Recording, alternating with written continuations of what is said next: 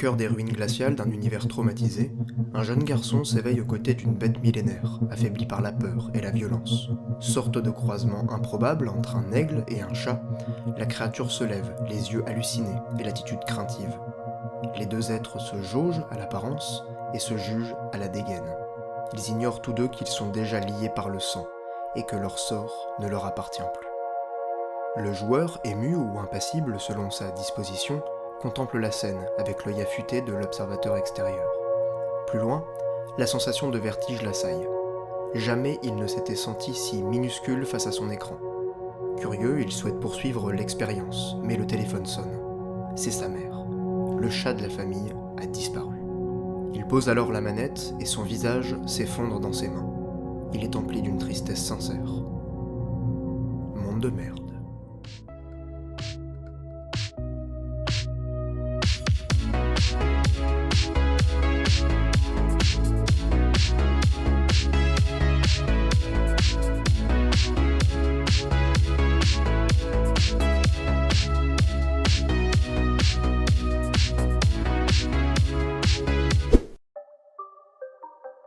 Raconté par le jeu est loin d'être une tendance récente.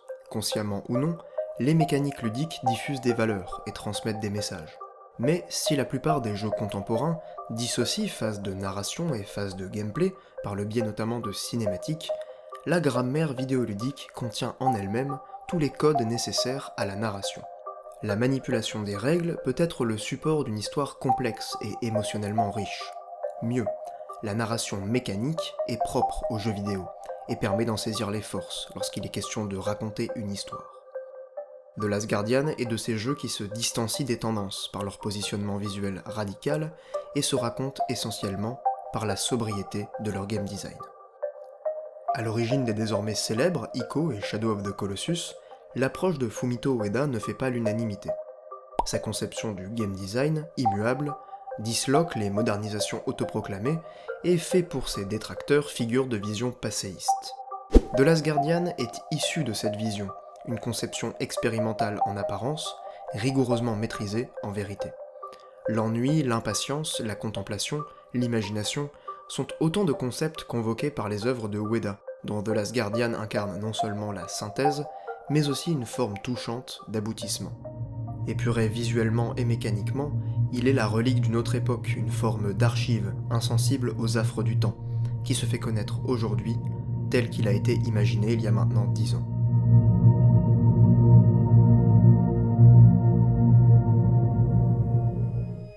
Dès l'introduction, les forces et les faiblesses jaillissent.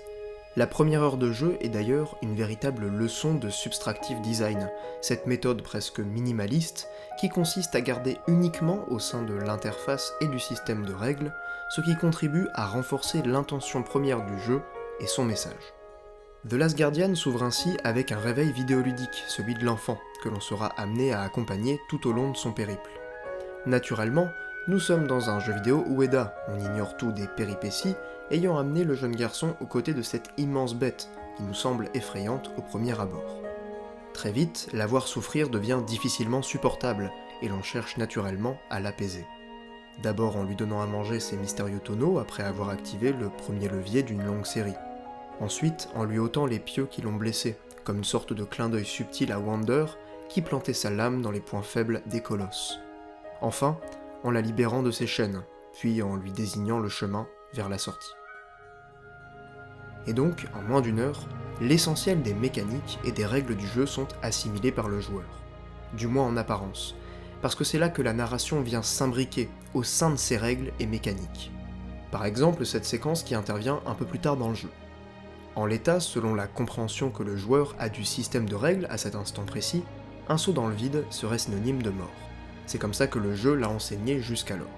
Et pourtant, on a beau chercher aux alentours, il n'y a pas d'autre chemin, aucune alternative n'est envisageable. C'est un saut de la foi, et Trico répond présent.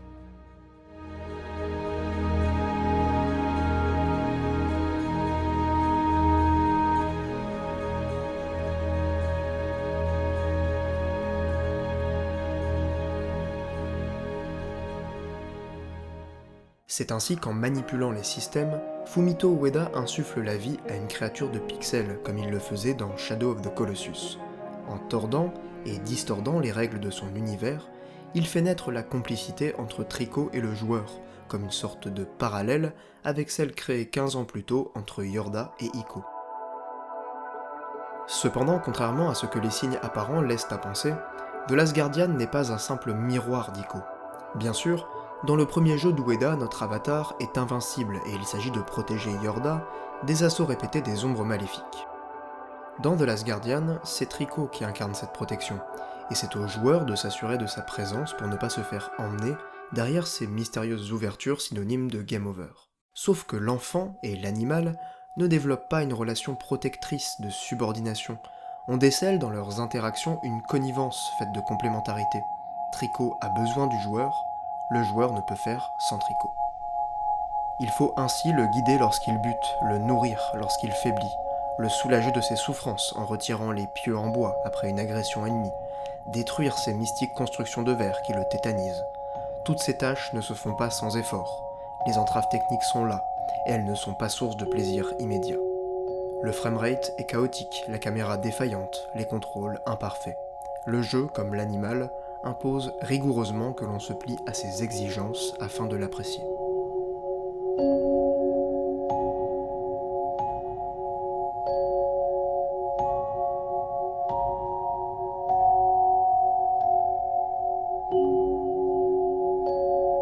Contrairement à d'autres jeux qui développent la relation entre deux êtres par le biais de cinématiques, le lien entre Trico et l'enfant est ici mu par les règles du jeu, car les œuvres de Fumito Ueda sont solidaires dans leur foi inébranlable en la suggestion par l'interaction. Si le cinéma arbore fièrement la devise du show don't tell, le game design peut sans honte s'attribuer la formule du play don't show. Une phrase forte que The Last Guardian brandit comme un porte-étendard.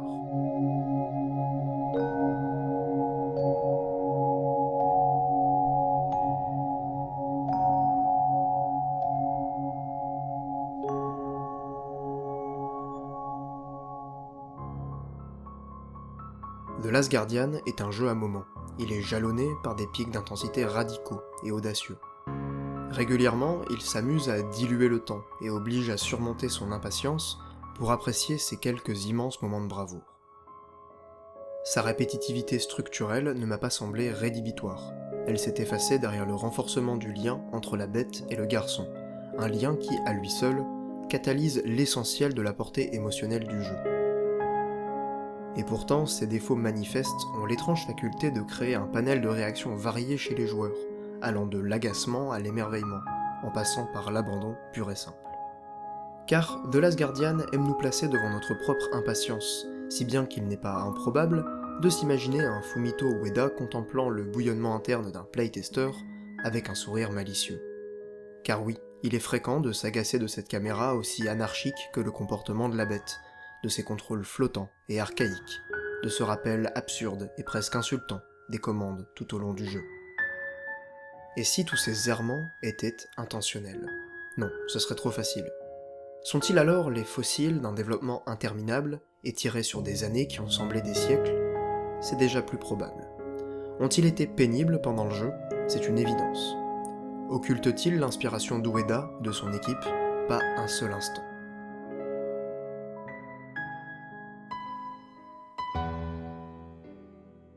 Et pourtant, les failles sont nombreuses, à commencer par ce choix de voix off qui vient régulièrement décrire les événements pourtant visuellement explicites. C'est maladroit et presque incohérent avec l'idée d'expérimentation si souvent mise en avant par Fumito Ueda. Cette voix paraît désincarnée, comme si elle avait été introduite à la toute fin du développement par crainte que le joueur ne soit déboussolé sans indication. Étrange arbitrage quand on jette rétrospectivement un œil à Ico ou même Shadow of the Colossus, deux jeux qui témoignaient d'une confiance quasi aveugle en la sagacité du joueur. S'il ne fallait retenir qu'un seul enseignement de The Last Guardian, c'est que le game design est définitivement l'art spécifique du jeu vidéo, celui qui assimile la force évocatrice des règles, qui joue avec elles pour transmettre son message. Lorsque la convergence entre cinéma et jeu s'accélère, The Last Guardian avec toutes ses tares est non seulement un précieux rappel, mais aussi une consécration salutaire pour les codes narratifs uniques du jeu vidéo. C'est ce qui me frappe avec une intensité assourdissante lorsque je repense à The Last Guardian et aux 2 autres jeux de la Team Ico. Il y a des dizaines de jeux à la narration et au gameplay fabuleux qui m'ont marqué, mais des expériences véritablement bouleversantes qui effacent la frontière entre les deux, il y en a peu, trop peu. Pour certains et certaines d'entre vous, The Last Guardian est ou sera un jeu fade et ennuyeux, dont les fulgurances paraîtront bien maigres en face de ses malformations. Ce n'est pas un jeu distrayant. Et en vérité, je pense que c'est parfaitement normal, cohérent, voire important, que The Last Guardian ne soit pas fun. En même temps, je trouve ça parfaitement normal, cohérent, voire important, qu'il ne soit pas universellement apprécié. C'est ce qui fait sa grandeur et sa faiblesse. Le rôle que joue l'émotion dans le design du jeu est un parti pris artistique qui fractionne les avis, car la subjectivité du ressenti dans l'appréciation de l'expérience est peut-être encore plus forte dans The Last Guardian que dans le reste de la création vidéoludique. L'implication émotionnelle est quasiment une condition nécessaire, un prérequis, mais on ne peut pas demander à tout le monde de ressentir la même chose face à une situation.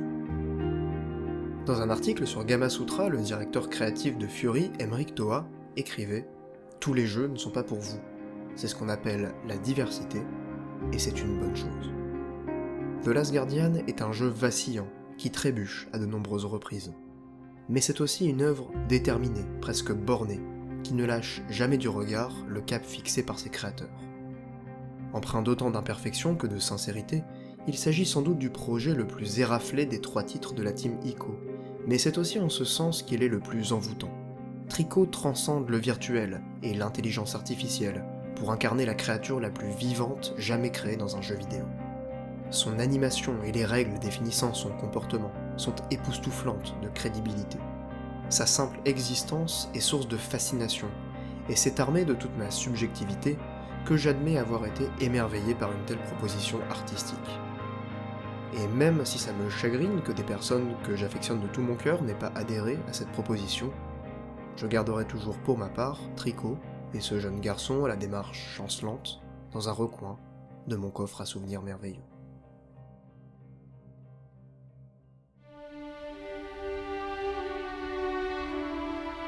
Merci à tous et à toutes d'avoir regardé. Comme d'habitude, mais encore plus cette fois-ci, j'attends vos remarques et suggestions en commentaire ou sur les réseaux sociaux. N'hésitez vraiment pas à me donner votre avis, même s'il est négatif. Si vous avez aimé cette vidéo et que vous souhaitez contribuer à la création de nouveaux contenus, pensez à me soutenir sur Tipeee. C'est actuellement la seule chose qui permet à cette chaîne YouTube d'exister. A bientôt, et à bon entendeur, salut!